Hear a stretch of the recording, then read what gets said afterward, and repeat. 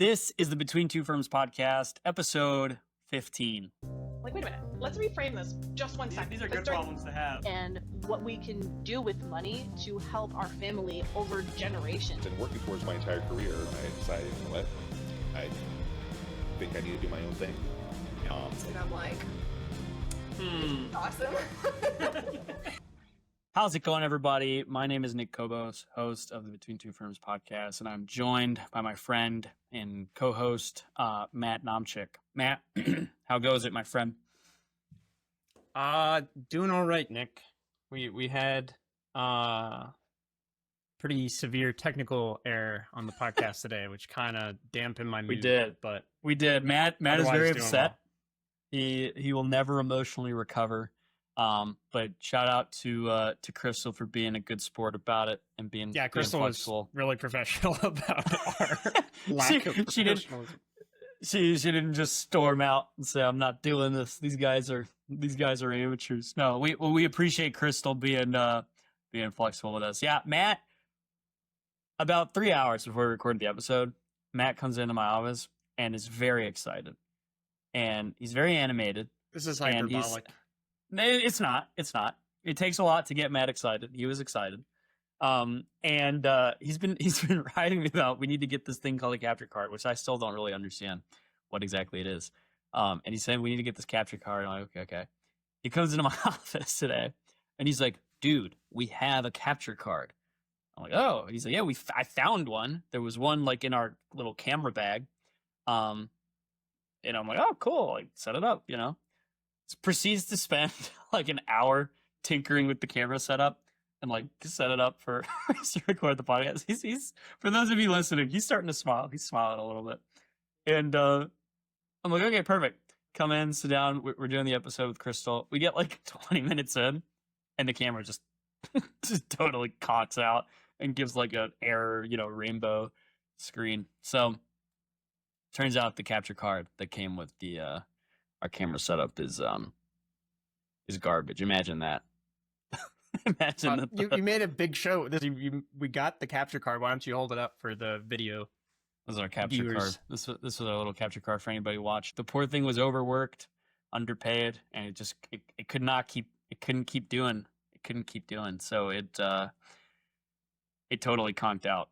Not once, but twice. So we just decided to cut sling load on it and do the rest of the episode as an audio. So it's up to Matt. We'll see what Matt ends up doing. If we're gonna post if we're gonna post the visual version, it's just Crystal talking to a black screen, or no, it'll be something better than that if there is a video version. But yeah, it's not gonna have Nick's face as usual. Nick's talking head. You just throw like Brad Pitt or something up there, and nobody will be able to tell the difference. I don't know if I'll do something so nice of a substitute, so nice of a stand-in for you. We'll see. We'll see. I don't think anybody would notice, but yeah. Anyway, so Crystal is a great sport. Thank you, Crystal, for putting up with our shenanigans. But had a great time chatting with Crystal. Not that it really matters, probably for most of the folks listening, but Crystal's like right down the street from us, which was fun. So yeah, that was very cool. That was our first local guest. Nick, we kind of think of ourselves as kind of rootless virtual accountants, virtual bookkeeping services and tax services, but I think it's cool to meet with the local businesses, local business owners. We had a couple walk-in guests, but for the podcast, she is the first, even in the state. So that was cool. Crystal, during the episode, I don't know if we were recording or not, but Crystal talked about coming down and doing it in person, and Matt and I just had like panicked laughs. Oh yeah, ha ha ha!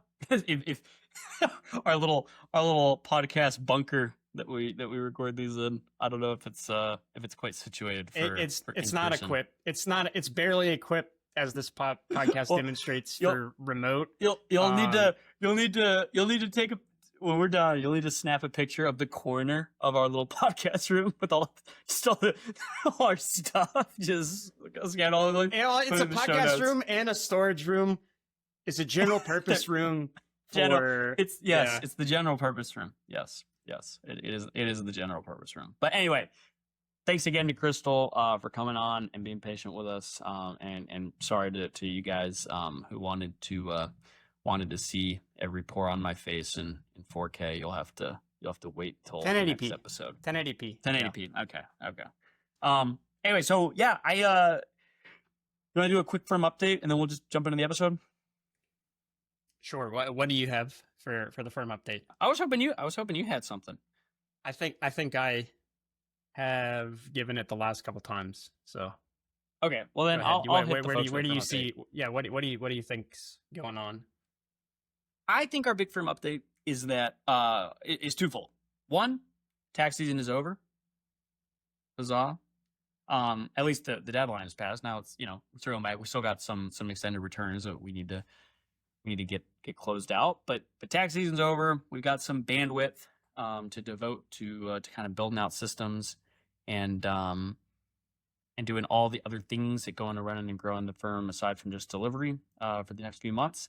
And we've also made, I say we, it's kind of like the royal we. Matt and Jovi have made huge strides on cleaning up our bookkeeping backlog. We're not out of the woods yet. There's still some work to be done, but Matt, I'll give Matt some credit. Matt's been closing projects like it's his job. I mean, you could almost say that it is. We use Financial Sense as our practice management system. I don't know if we've talked about this before, but in Financial Sense, Many times, I believe. But no, not this the Financial nuance Sense is. piece. Yeah.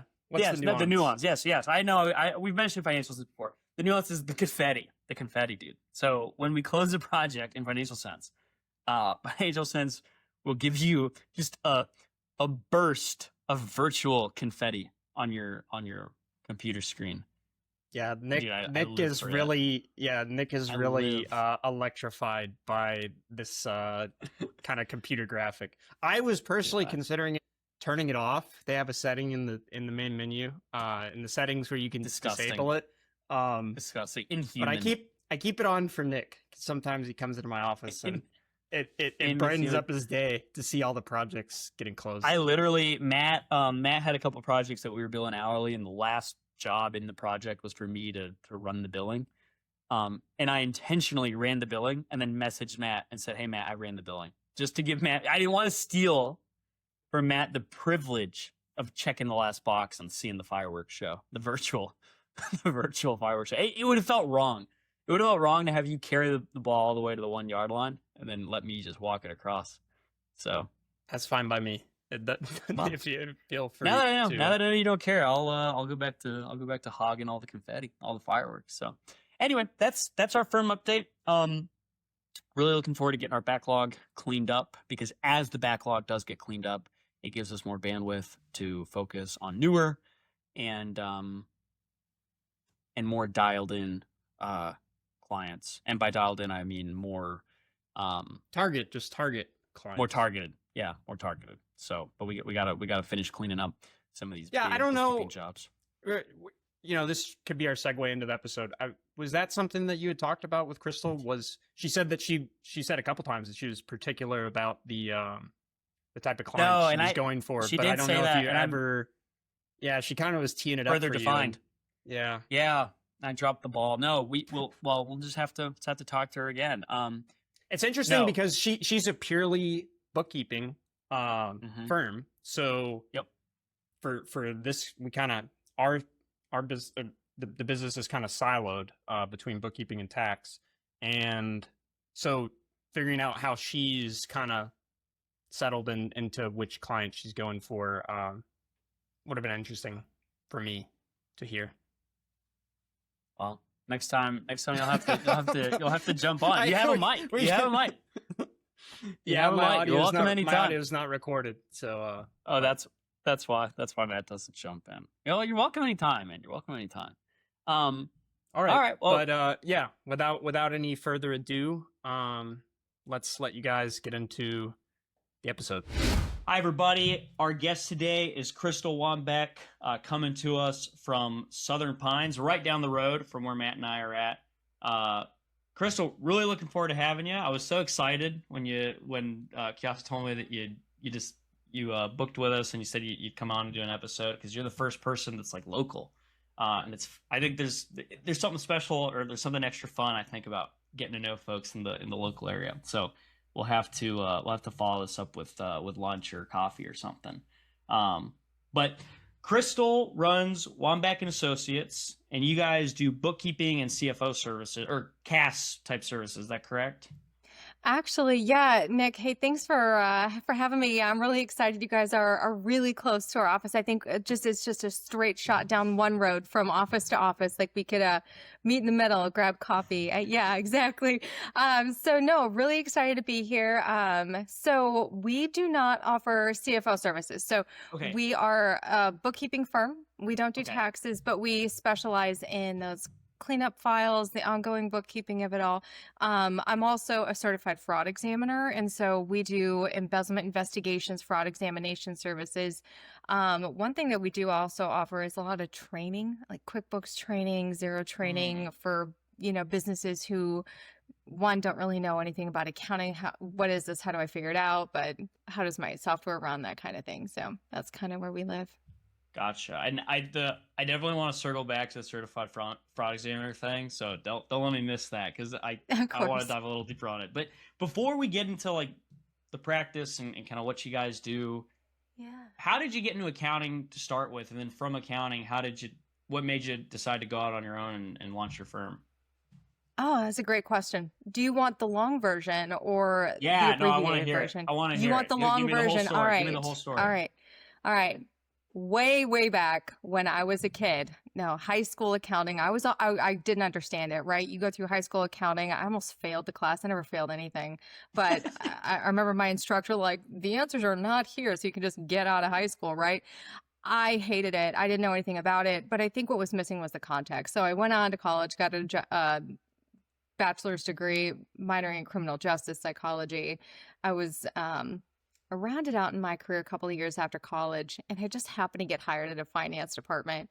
And it turns out I was really good at accounting. I just didn't understand it at the time. So I realized I'm really good at it. And so when you are doing a profession, you have to lean into your strengths. And so I started my own company because that was always kind of the end goal, and realized that accounting and criminal justice, they existed together. So it's kind of make your own path, choose your own adventure, should you want to phrase it that way.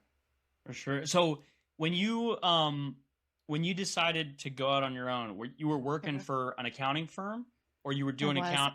Okay. I was not actually. I was working for a government agency, and I was moonlighting, opening my firm as kind of like the side hustle. Gotcha. Okay. And you were already doing fraud examination type stuff, or? That came a little bit later when I realized that was a job. Yeah, I actually in my career with this government agency, learned the ropes, ended up going back to school in my my spare time for accounting, got a little more formal education, got the certified bookkeeper certification as well, because I thought, I think getting a certification is really, really good because it really kind of confirms one that you know what you're talking about, and it tells everybody else that you do as well. So I ended up going through and getting the certified bookkeeper, went back to college, and then launched my firm. But in working at the government agency, they had brought in a risk manager to kind of walk through internal controls. And that was kind of my first glimpse that, oh my gosh, there's a profession that does this. Yeah. It was thrilling to me. Yeah. Gotcha. Okay. And so you're working at the government agency, you're doing accounting, and you decide, what made you start thinking about launching your own practice? Was there something that triggered it, or what got you kind of veering in that direction? I come from a long line of entrepreneurs, a long line. I had already owned like 2 businesses by this point in my career. And so it was probably always destined to just have my own company. Yeah. Gotcha. So I started doing bookkeeping work on the side for all of these local businesses. And I was just, you get to one day and you're like, yeah, I could probably make this a full-time job. Yeah. No, for sure. Yeah. And a bunch of the folks we've had on have started by doing like the moonlighting and the side hustle, and kind of built it to where you're at the scale that you need to jump. Yeah. At what point did you? How long were you side hustling before you decided to go full time?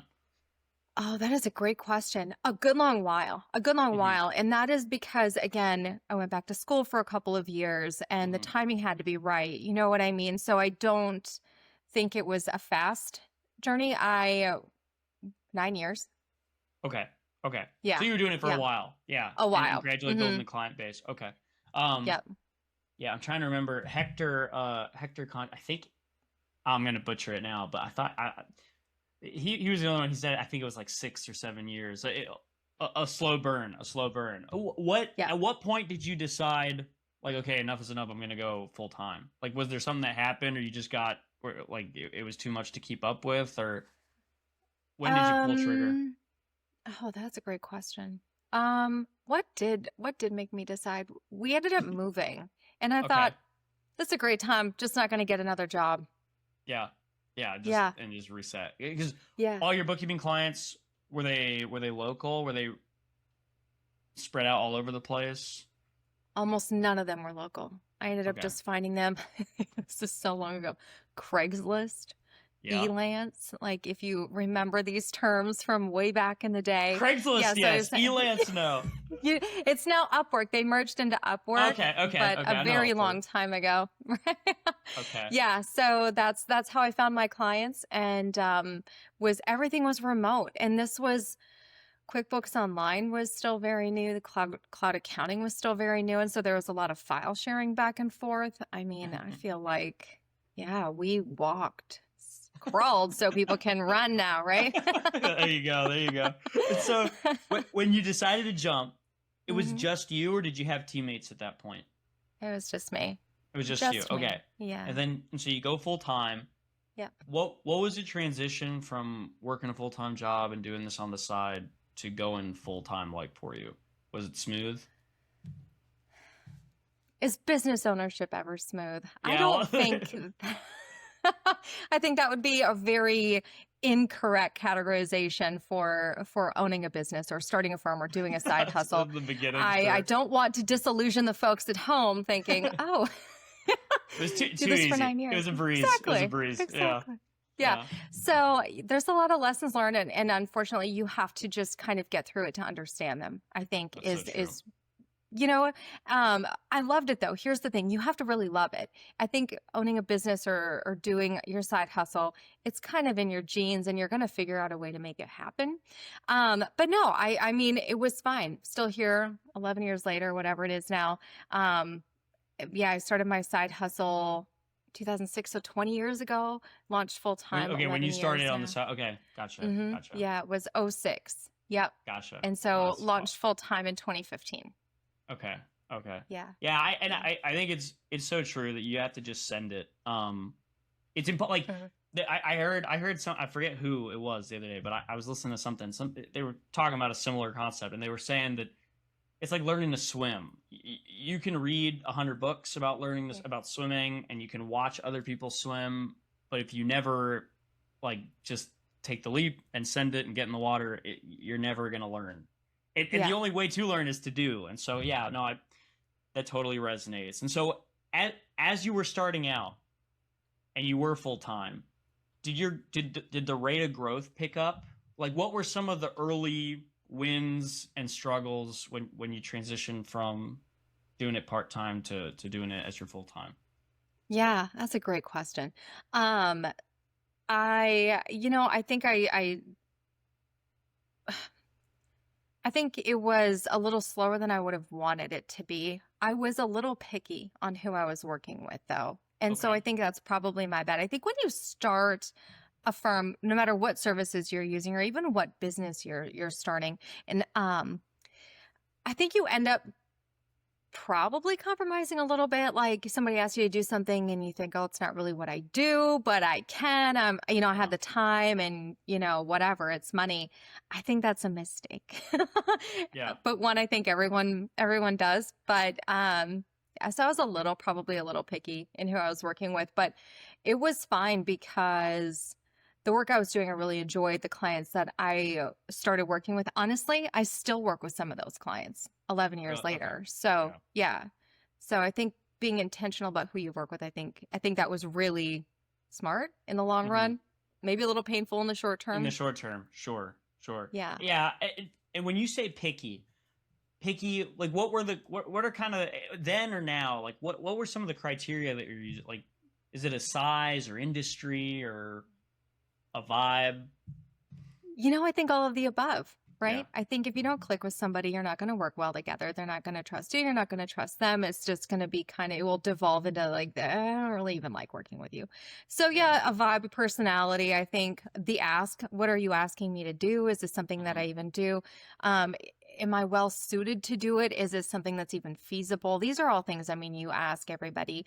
If somebody walks into Chick-fil-A and demands a burger, it's just like tough luck. We don't do that here. So, there's going to be clients like that. But I think that we even now are even more picky who we work with. Sure. And I think that because we've learned along the way exactly what's going to make a successful engagement. Yeah. Yeah. If there's somebody else that's better suited to help them. And yeah, we don't serve all industries either. So sometimes we aren't the best fit for you, or we don't really do that. But we generally also try to have a network of folks where we're like, but we know somebody who does. Right. Mm-hmm. Yeah, it makes it so much easier. And it's something that I'm working on getting better at. But and I think I have, but Matt might disagree. But it's so much easier, at least for me, to say no. And to just say I'm not going to go down the path if I feel like I have something else I can offer the prospect. And so having the referral network, I think, is huge. Because I don't know, at least for me, it's easier to be like, hey, not a fit for us. However, we can get you paired up with so and so, and maybe they can help, versus just being like, sorry about it. But yeah, I agree. I think that's wise. That however really kind of softens the blow. Like, however, here's some advice, Yeah, right. or here's the direction. Oh, for sure. So, okay, so I do want to circle back though, because I want to kind of understand your kind of growth trajectory and how you've scaled the firm to where you're at now. And so, how far to going full time were you before you started bringing on team members? Oh, yeah. Okay. So that's a great question. I had always knew I was going to open a bookkeeping firm. That was the goal for, a few years. And I worked really, really hard to feel confident, comfortable. And then, got kicked out of my comfort zone. Like, no, we're doing this full time. We're moving. And so that happened. So it was always the objective to open my own firm. Okay. But I can tend to be a lone wolf. I don't know if anybody listening can relate to this, but I never really thought that I needed a team. And it is so funny because I'm pretty sure I can do everything by myself all the time. I need nobody, but that's just not the case. There got to be a point where I was just really tired of I was tired of being tired, right? It was like a few years in, and it was probably 3 or 4 years in, honestly, before I thought, I can't even have a sick day. I can't go on vacation. I honestly have too much work. I can't do it all myself. Like the work is not getting done because I'm just only one person.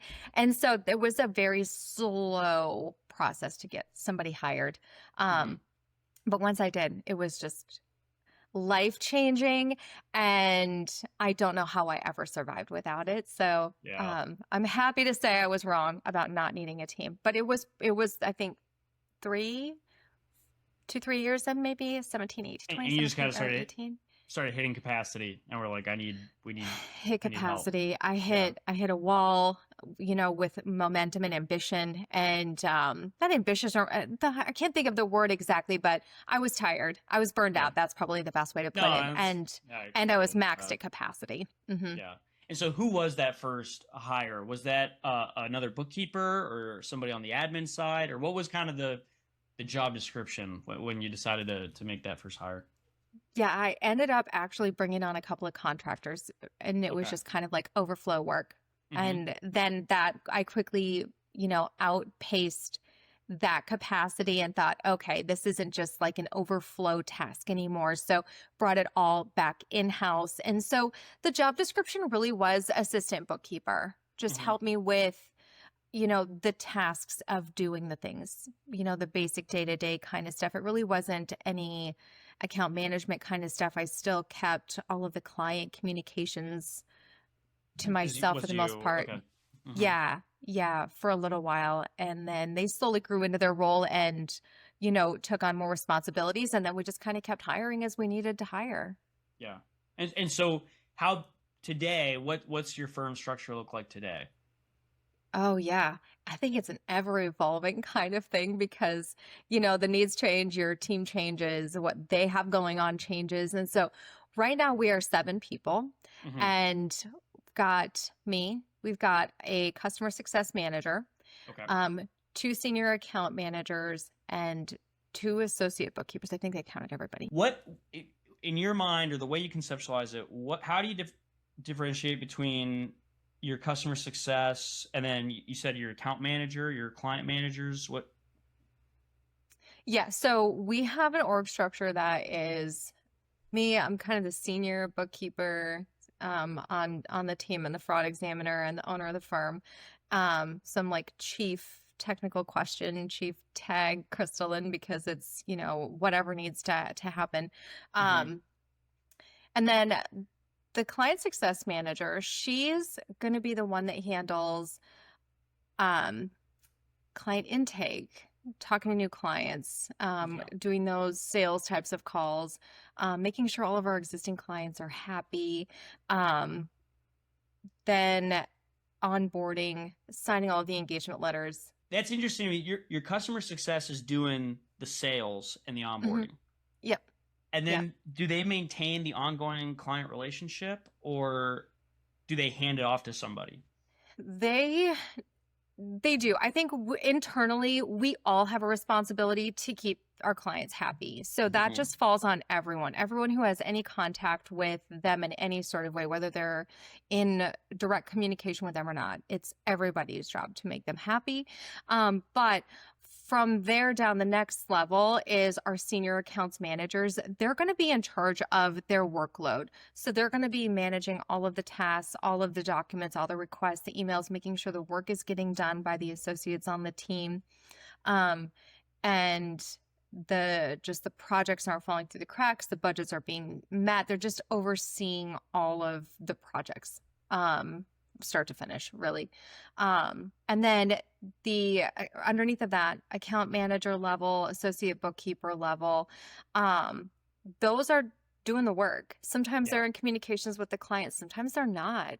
Mhm. It just depends on the file. Sometimes they're just in to assist with a few tasks throughout the month. Sometimes they're in charge of, most of it. So it really just depends on the client. But that's kind of our structure, just a hierarchical structure. So the person that is mostly communicating with the client, keeping everybody happy, is that client success manager from a Mhm. high level, checking in, Gotcha. how's everything going, getting them up onboarded into the company. But after that, the senior accounts manager will take the reins of that client communication.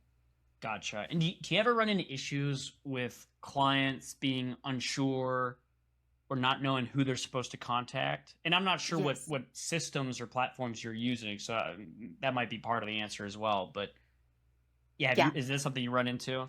We have actually, and it is kind of a simple explanation. Like, email any of us, we'll get to you, right? Everybody will get to you. But yeah, sometimes it gets a little lost in communication because they'll talk with, client success to come in the door, and then they'll be handed off to account managers. And then if the associate is also speaking with them, it can get confusing. So Yeah. what we try to do is just set really good expectations. Like, from now on, you can contact these 2 people directly. Should you need anything at all, you'll hear from both of them.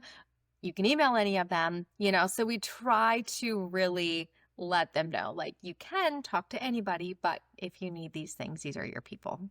Yeah, no, we try and do the same thing, and we've got a somewhat similar setup.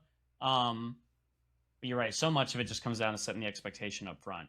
99% of client issues that at least that we run into, not even issues, right, but just friction or confusion, always comes back down to like expectation management at the beginning. So okay, and so do you guys you mentioned email. Is Mhm. client communication primarily done through email, or do you guys use some kind of portal? What are the different ways clients communicate with you guys? Yeah, I love tech. I really do. However, we still find ourselves doing the trusty standby. And so, most of our communication happens via email just because we're aware that our clients are busy. They're running Yeah. businesses, they have things going on. They don't necessarily want to field phone calls from us all day. Some of our clients are just not even phone people. They're like, don't call Uh, me, please don't call me. yeah, like You got some know, of those. Yeah. yeah. So we just jump into the pond. Some of our clients prefer to be texted. Like Hmm. sometimes we'll just text them whatever we need. So it just depends. But really, we're phone, we're email kind of people. I know you guys use Financial Sense. We have Hmm. not taken the leap in getting into like a Financial Sense or a double Hmm. yet. Leaning towards it, but I just don't know if our clients would want like a portal. I think that they'd Yeah. probably be like, "What are you talking about?" But I I haven't bet you're really right. asked them. Yeah, I don't doubt it. It's the portal. It's tough because some clients love the portal, Mhm. and we obviously love the portal because it makes our work easier. Um, but I do find, I mean, well, we sometimes find ourselves, or it's a discussion we've had, is like if we're too rigid on using the portal, or channeling communication as certain certain avenues, we always want to delight the client, and if it's too rigid and it doesn't meet the client where they're at, it can be a little too inflexible, and that causes problems too. And so I I can't imagine doing stuff without a portal, just because we've built everything around, like, the portal is all our systems are in there. But I totally understand that hesitation, especially, like, so many things. The longer the clients are used to doing something, it's harder than change the process on folks. And so I get that aspect of it too. That's something, I mean, every time I want to make a change, I'm like, okay, well, we'd have to retrain all the clients, and so Yeah.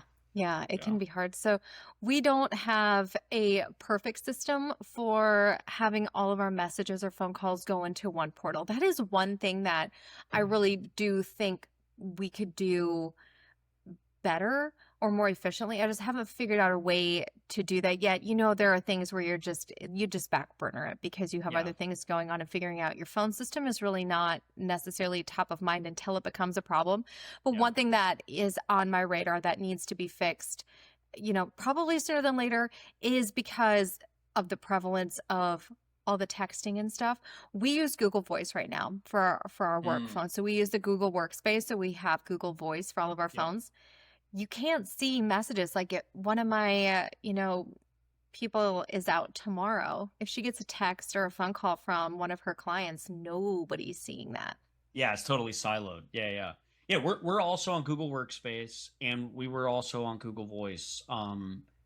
We somewhat recently, it's been a few months now, started using a platform called Quo, which I believe used to be called OpenPhone. Okay. Um, How do you like it? and it's been a game changer for us Really? because same concept as Google Voice. Every team member, you can assign them an individual number. Uh, However, you can share.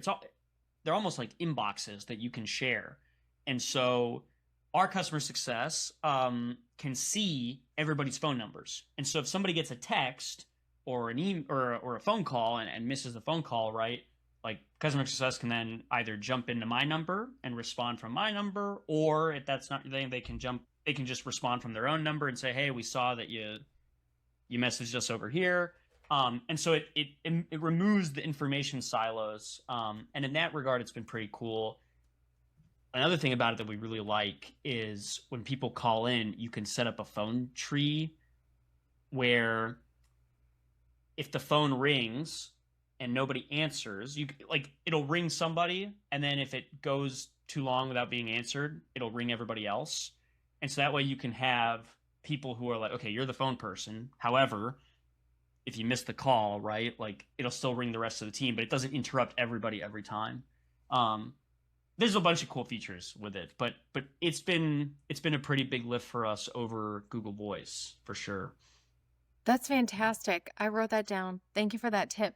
I'm going to look into that because like I said, that is a big problem, not having insight, like you said, siloed. So that's probably one of our bigger tech issues. Yeah, I've been, and I don't know if have you messed with doing this? We kind of solved the phone thing, but we have the same issue in email. And that's one that, like, exactly like you said, it's like, it's a known problem. I know that we should fix it, but it's like, we haven't done it. Yeah. It's not the priority yet. Yeah. How do you guys do email? Are you guys using the Google Workspace emails? We are. Yeah. Okay. So we And use are Google too. Workspace for emails. And so we have two different ways that we solve the issue. One, we delegate email access to everybody on the team. So everybody's got access to their entire team's email inbox. And Gotcha. Okay. that's really helpful. Yeah. The other thing that we do is for our client success and for our team leaders, we actually use HubSpot. It's not perfect. I'm actually probably at some point going to look to replace that as well for a more condensed and streamlined inbox solution for more than one inbox. Again, haven't found it yet, haven't figured it out, but HubSpot, you can attach to your emails and all of the emails log themselves. So we can go into HubSpot and we can search an email address or a person, and all of the emails, no matter whose inbox they came from, will show up there. It's not perfect. Really? And Okay. it's a little clunky, and sometimes you have to manually log emails. And so if the team doesn't log the email, it just isn't there. So there are some downfalls to it. We have the free version right now. And so we also are using that because it connects to your inbox. People who aren't clients come into your inbox too. So we're capturing just leads or professional contacts. So we send our marketing emails through HubSpot too. So it works for our CRM. Gotcha. Okay. And I was going to ask about that. I've never used HubSpot. I'm vaguely familiar and more familiar now that you walked through it. But how do you use it on the CRM front? Because that's something, that's something I'm very curious about. Yeah. Yeah. We've used it for quite a few years. It's a great CRM. You can log all of the emails back and forth. You can track all of the pertinent information about them, like their contact info, et cetera, the company they're with.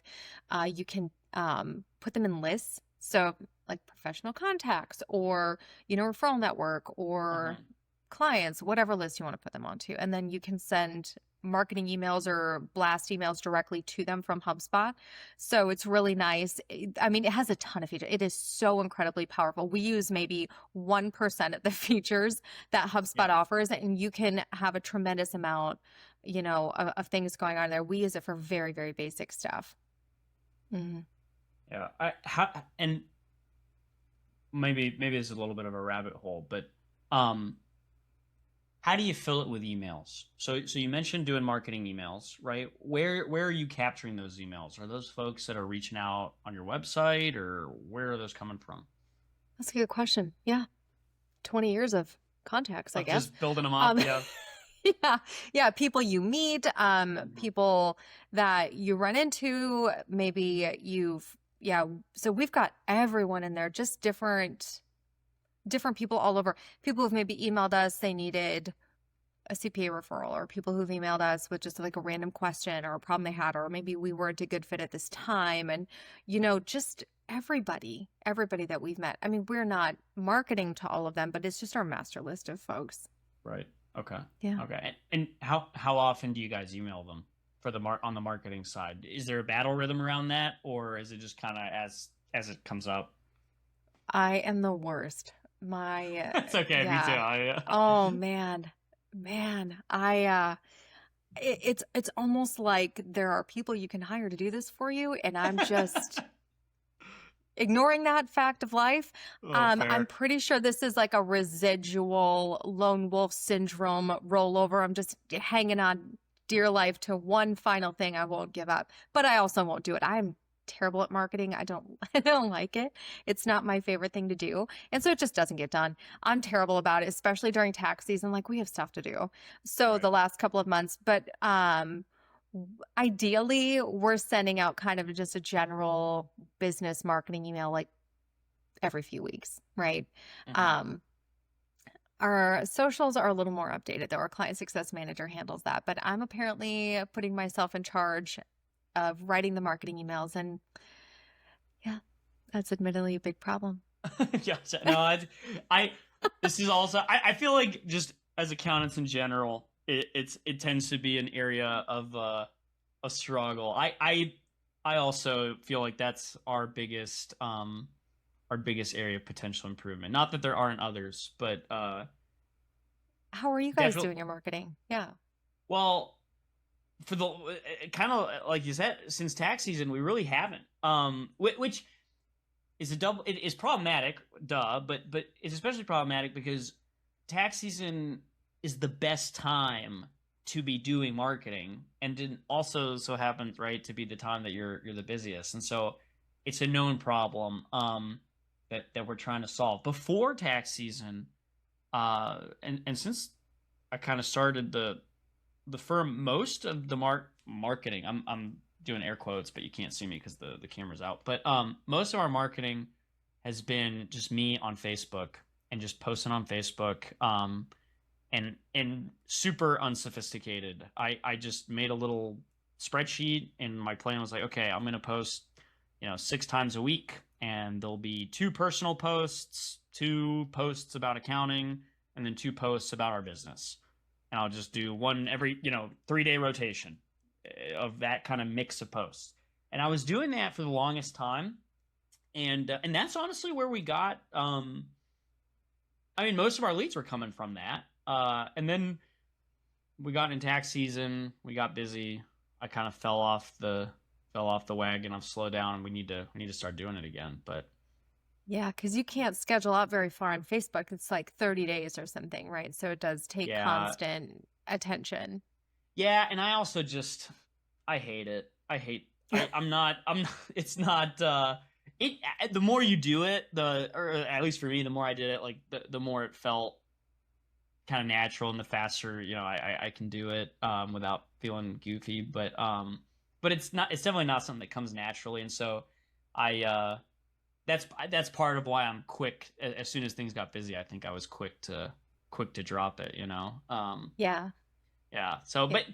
but during tax season, you're right. Like you don't really need. Well, it's the best time to be doing it, I think, in terms of like people's attention being on accounting.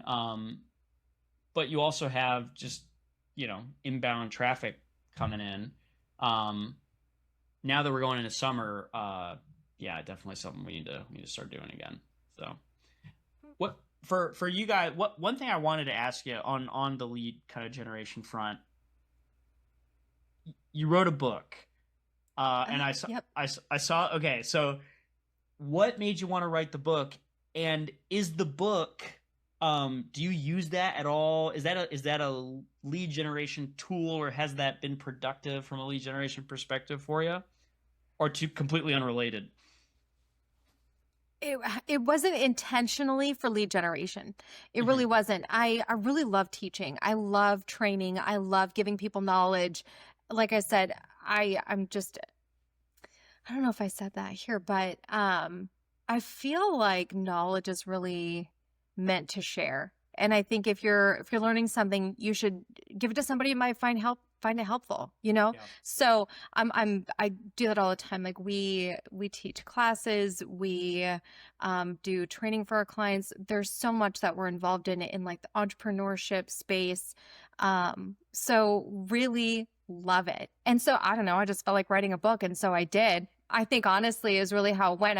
There was just a ton of problems and a bunch of people who were asking the same kind of questions, and it was just astounding how many people I was meeting owning businesses but had no clue anything about even the basics about how finance or accounting works, even just basic concepts. It was just crazy. So I was like, well, I can fix some of that problem for you. So Right. I did. Yeah. Right. Version 2 is in the works. It's been a little slog. My brain's kind of one of those brains where once something is done, it's checkmarked and like the ambition to do it is gone. Like I've already written the book. Like, so what are we doing version 2? So funny. yeah, slow going. Okay, fair. Has it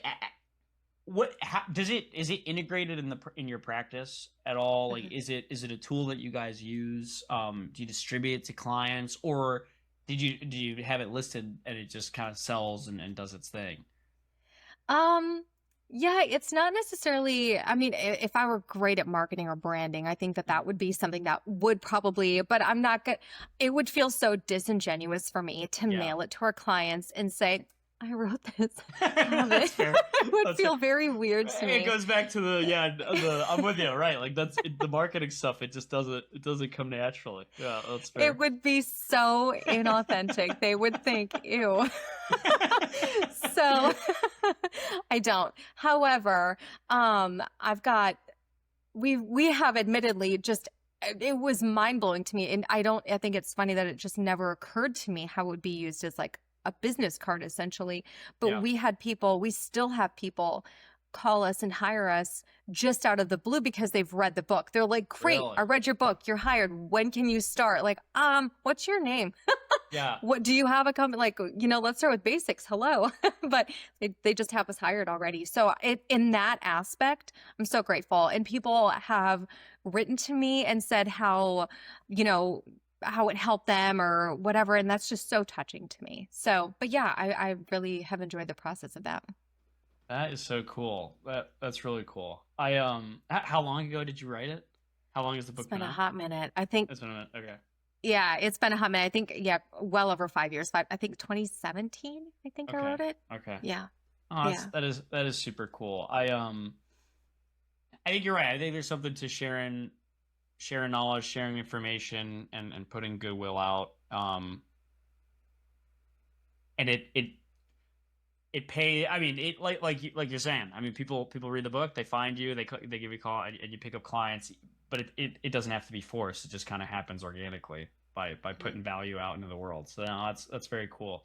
Yeah, that's awesome. I said I was going to circle back, and I've been talking about everything else, but I want to know a little bit more about the certified fraud examiner thing. Oh, sure. Yeah. So you're certified fraud examiner. Mhm. Is that one of your guys' areas of specialty? I mean, do you guys do a lot of fraud and investigative work? So it is something that we do. Yep. So we offer fraud examination services, which really boils down to just embezzlement. Who's ripping you off, unfortunately. Yeah. So we don't love getting those phone calls, but it's never good to see somebody's worst day.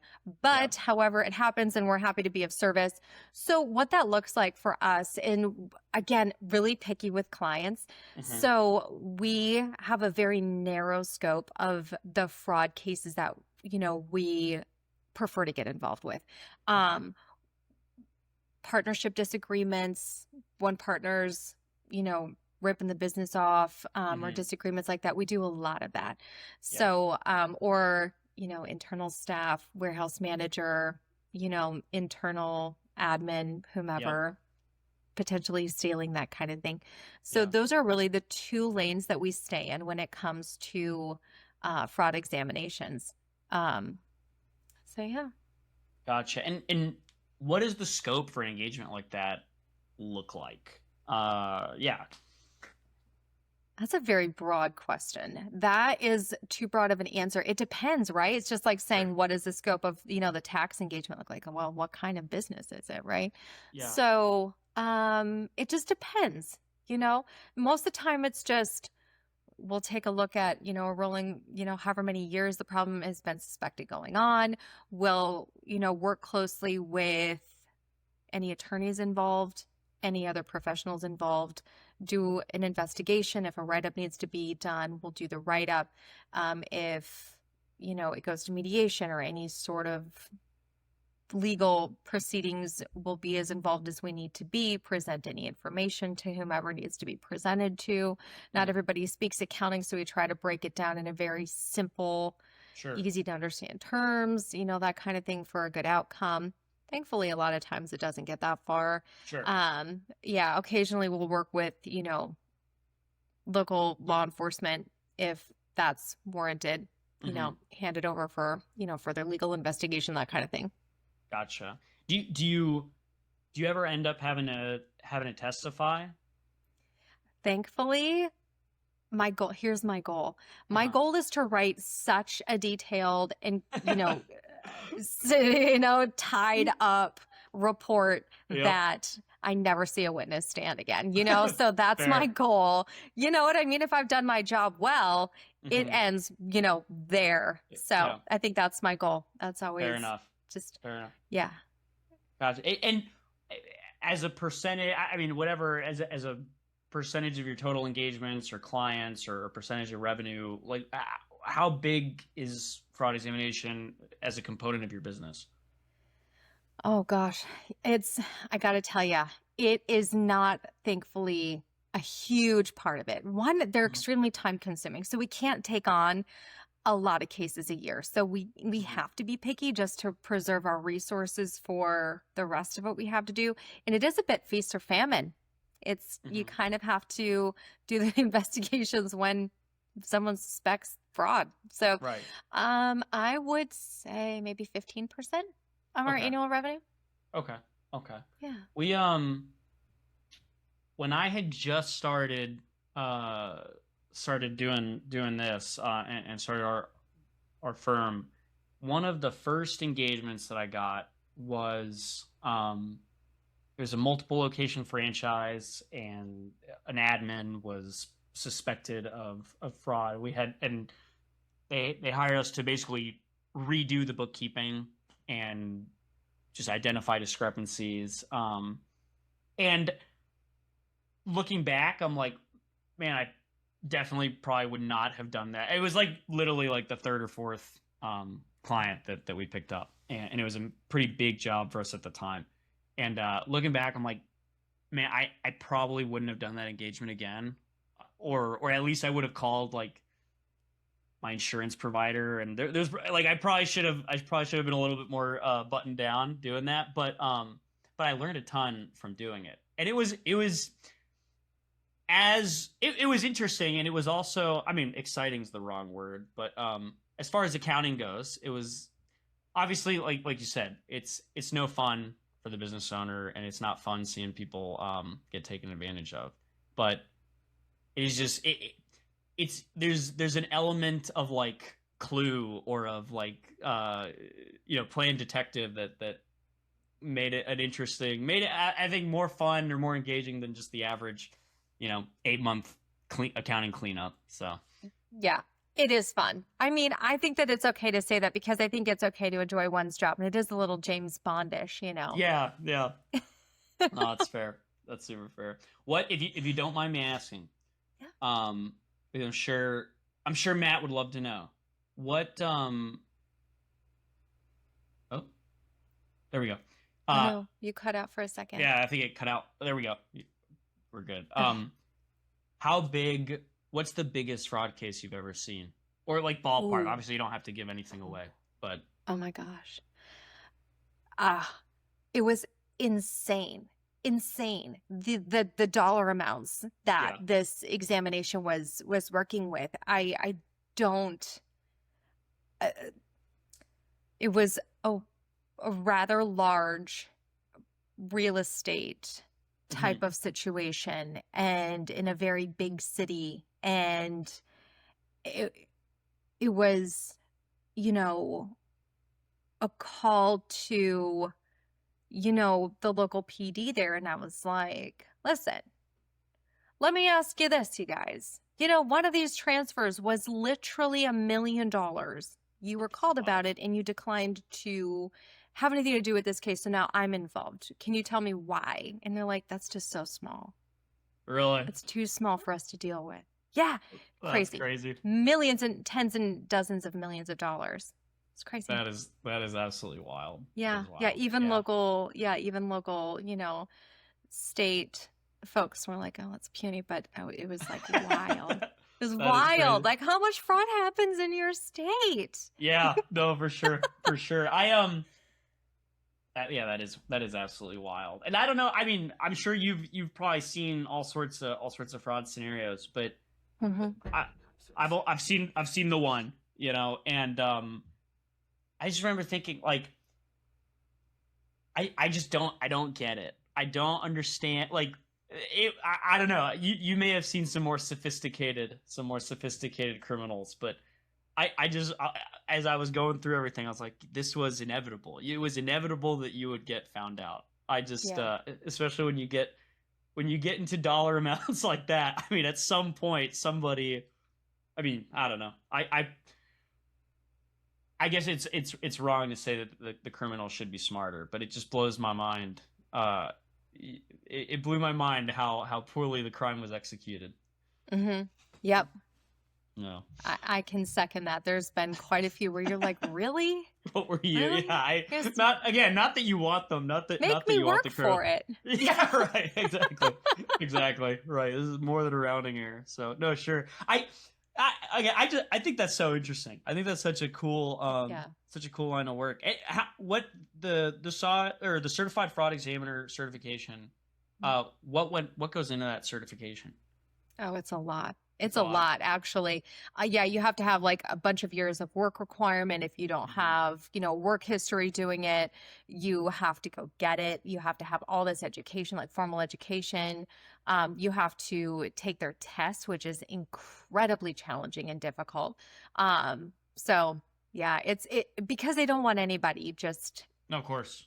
finding it Of course. interesting and then off they go. So yeah, they put you through the paces. Yeah. So before I had started in finance and government, I took my degree and I went to work for a large retail or a large retailer, back in the Midwest where I'm from. And I did that for a lot of years, just loss prevention supervisor. So I was in charge of like investigating, shoplifters and internal theft and all that. So I had a Gotcha. really great time doing that. So I do have a ton of experience in the Yeah. investigations part. So it's just kind of really natural to me to bring that into our Sure. practice. Mhm. And you're the only certified fraud examiner in your practice right now. Correct. Okay. Yeah. At this time. Yeah. Okay. Oh, super cool. I appreciate you sharing because yeah, it's just not something I've come across before. So it's fascinating to learn a little bit more about it. That's awesome. It is. And I really encourage if anybody is interested in doing it, definitely reach out to, an organization. Like I'm certified through the ACFE, the Association of Certified Fraud Examiners, but there's a bunch like the anti-money laundering. So there's a bunch of different organizations that do similar types of credentials and education. So I definitely encourage it. Hmm. Oh, very cool. Very cool. Well, we're kind of running low on time, and so I'd like to kind of transition to what we call our Final five. which is just the Okay. last 5 questions that we ask everybody that comes on. And so first of those questions is, if you have one, what is your favorite business book? I guess not Oh. counting your own. Not counting my own. It wouldn't have been my own because I'm terrible at marketing. If I was good at it, that would have been my book, but didn't even occur to me. Well, we should have plugged it. We'll plug it. We'll link it in the show notes too. We'll link it in the show notes. Thanks. Yeah. Thanks. So the book is, I've actually got it here because I was ready for you. And I didn't want to get the author wrong because I'm generally terrible with names, but it's called What Got You Here Won't Get You There by Marshall Goldsmith. And it's just really about growth in your business and changing how you think about things and do things and, not staying the course and getting a little uncomfortable. So I really like it. What got you here won't get you there. Okay. Yep. I Everybody says E-Myth or Traction on your podcast, and so I needed to have something different. So Yeah, no, I'm gonna add it. I'm gonna add it to the Kindle list because I have not read it. it's good. And that's why I love asking this question because I got some good ones. I just I'm wrapping up oh my god, radical candor, which I think Dawn recommended that one. And then I've got I'm wrapping that one up. That one's been phenomenal.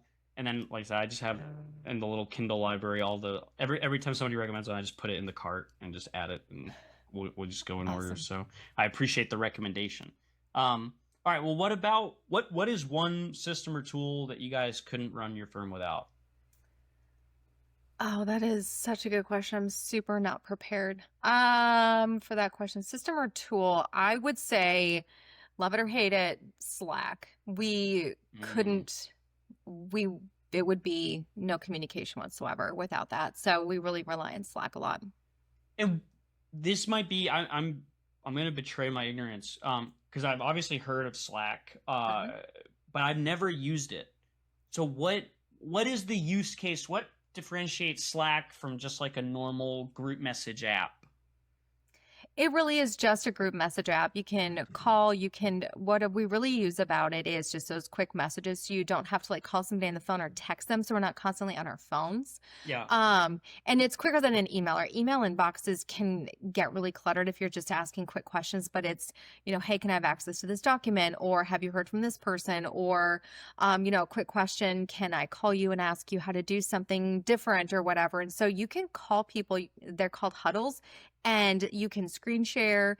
You can send, screenshots On the back and forth. computer and screen share. Mhm. Yep. Okay. Yep. Interesting. Mhm. Okay.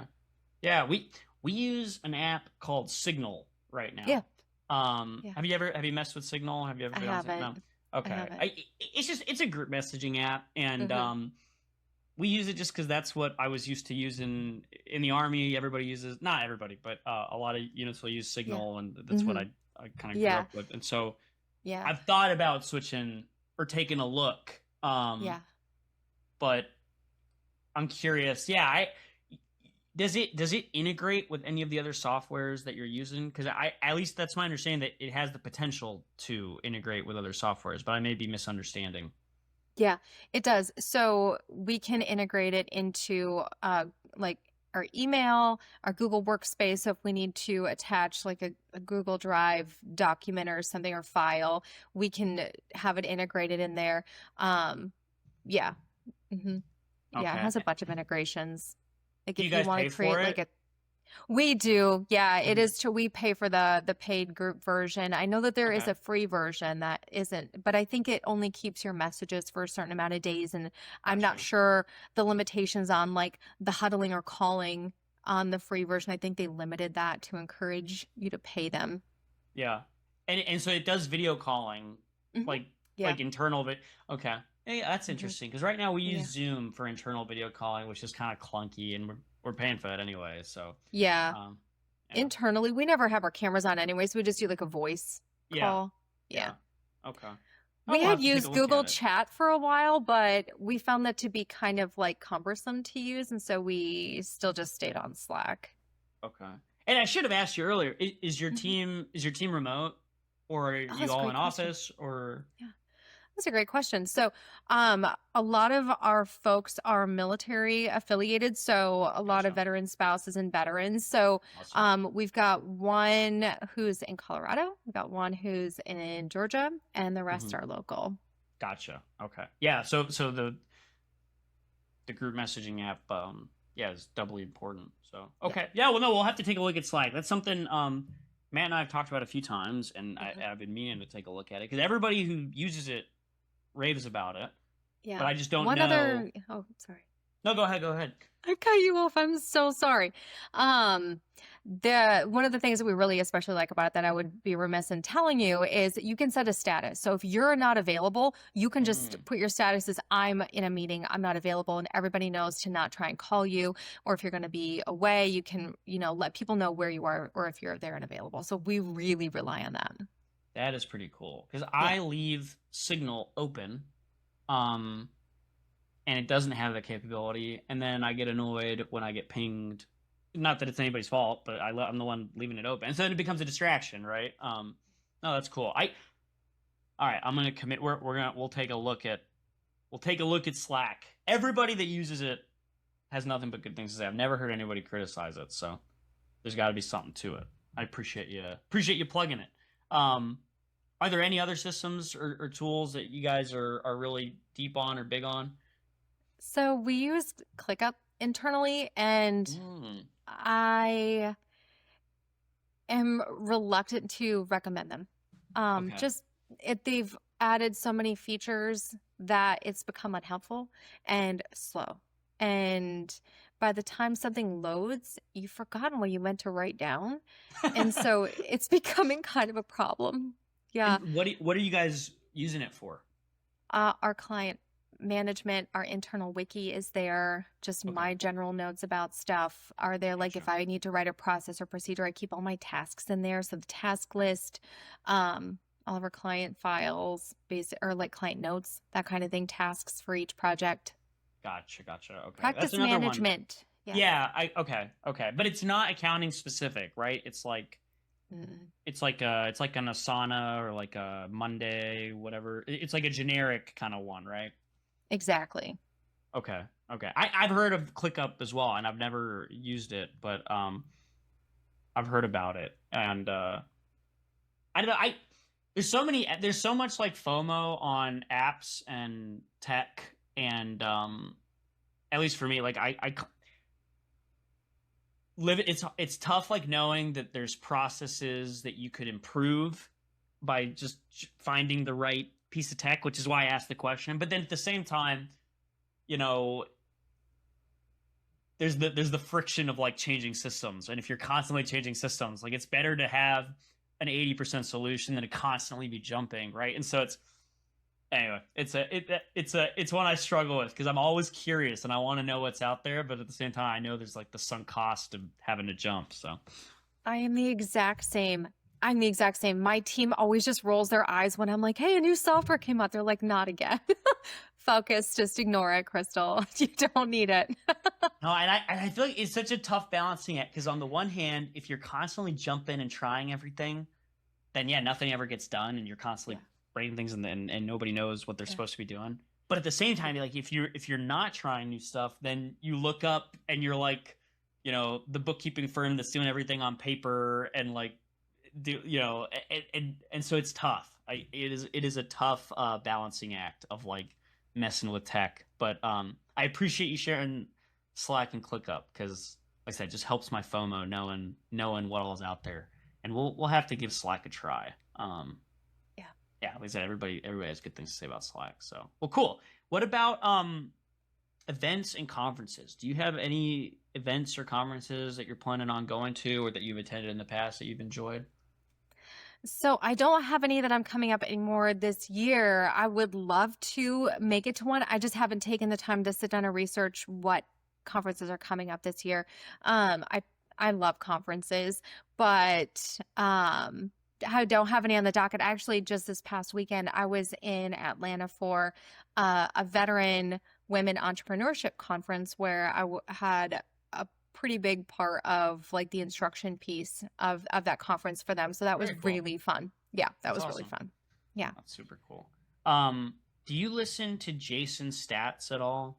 Are you familiar with Jason No, Stats? I'm not. Ooh, well, when we're done, we'll shoot you. I would recommend checking it out. He's like an accounting, thought leadership podcast, YouTube kind of guy. Has some phenomenal content. He's got an event coming up in Charlotte that we're going to that we're pretty excited about. But Yes, I'm with please you. share. I know I definitely will. When we're done, we'll shoot it to you. The conference thing is something that I asked because we want to find like our kind of battle rhythm like conferences to go out to every year. Because I do think there's so much value in going out and meeting other people and seeing how other people are doing things. But it's one of the things that unless like I'll talk about it and I'll say, oh, we should do this, and then if we don't put like a decision date on the calendar, then I just don't. So Yeah. yeah. Yeah, I actually have forgotten about one that I am going to that you reminded me when you said Charlotte. It's nowhere near Charlotte. It's in Raleigh. There's one on May 7th. The ACFE is holding a one-day training seminar about a fraud topic. I'm not entirely sure off the top of my head, but there is a fraud conference happening in Raleigh on May 7th. Oh, very cool. Yep. Cool. Be there. Oh, very cool. Well, sweet. No, I appreciate you sharing those. And Atlanta, I love Atlanta. Atlanta's a cool city. So no, any opportunity to go down to Atlanta is cool. Well, what about hobbies? When you're not running the practice, what do you do? What do you enjoy doing outside of work? Yeah, gosh, so much stuff. Being active and just having a good time. I am solar powered, so anything outside I'm loving. So like nature walks or gardening. I've recently got into gardening, and so I've been doing a lot of that. My nerd hobby is I'm an avid bowler, so you'll find me at the bowling Ooh. alley a lot. But yeah, my husband and I, we try all sorts of stuff. We're out curling, he's playing baseball, so we really just like to do a bunch of stuff. Super cool. Do you have your own bowling balls? Do you have like the bag with that? Is Yeah, awesome. I have two love it. bowling balls. I love it. I love it. When we were in high school, Matt and I, the bowling alley here in town, I don't know if they still do it. They might, would do like unlimited bowling for, I think it was like it was, the pre-COVID, like $7 or something, unlimited bowling for 3 hours. And we would go every Thursday. And I had a ball at one point that I got from Goodwill that I found. And I was not very good. I think my best ever. Well, what's your best ever? What's your record bowling score? Oh, all right. So I should be better at this game. But I like it. I don't know that it likes me. You know what I mean? Like, you ever have hobbies where you're like, you really enjoy it, but maybe you're not gonna go pro, right? So my highest game on League, like a recorded game, 196, which I feel like is super embarrassing because for someone with two bowling balls, it should be way higher, maybe. That's like 20 or 30 points better than anything that any of us have ever done. So I respect it. That's the real deal. I also really enjoy bowling. That's so funny. And I love the bag thing. Like I said, I had the little bowling ball in high school, and everybody all my Matt and other friends would tease when you show up with the bowling bag. But it makes a difference. It makes a huge difference over using the crud balls that they have at the bowling alley. They're all jacked up. So You never know what's in those finger holes. That's also true. That's also true. Yeah. No, very true. Very true. Well, cool. What about our last question? Where can people go to connect with you or find out more about you? Yeah. Great question. Our website, there's a contact form. You can also connect with me on LinkedIn. Wambeke and Associates is our LinkedIn. Or our website.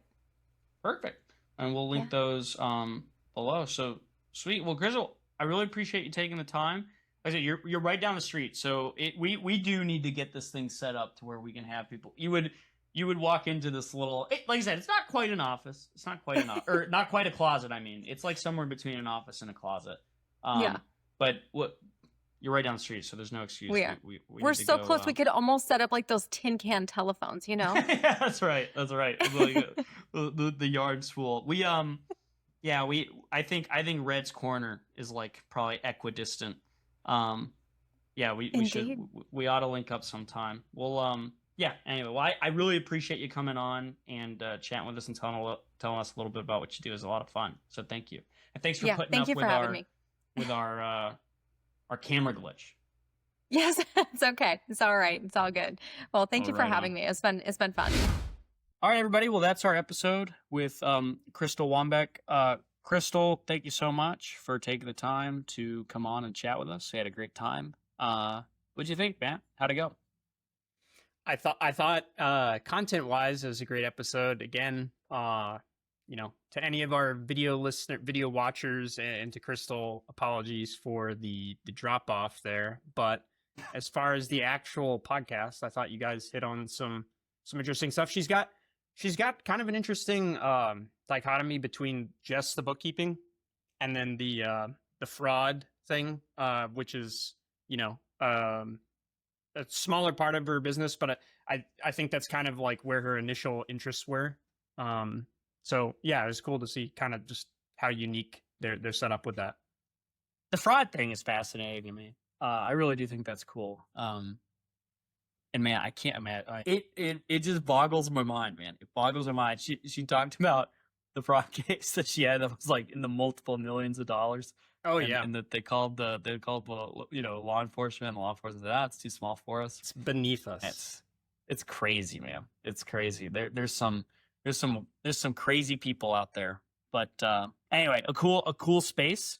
It was cool learning a little bit more about that certified fraud examiner credential, and in that kind of more specialized line of work. So, any other big takeaways from the episode, Matt? No. Hopefully next time we avoid any kind of technical challenges, or they're not as severe. And then maybe at some point, like you guys mentioned, we'll meet up with Crystal in person since she's just right down the road. So yeah, we'll have to do it. So all right, well, appreciate you guys listening. As always, if you enjoyed the show, please give it a like or share it with somebody else who might get some value from it. And aside from that, hope everybody is enjoying their well-deserved post-tax season break, and we'll see you on the next one. Yep. Thanks for listening.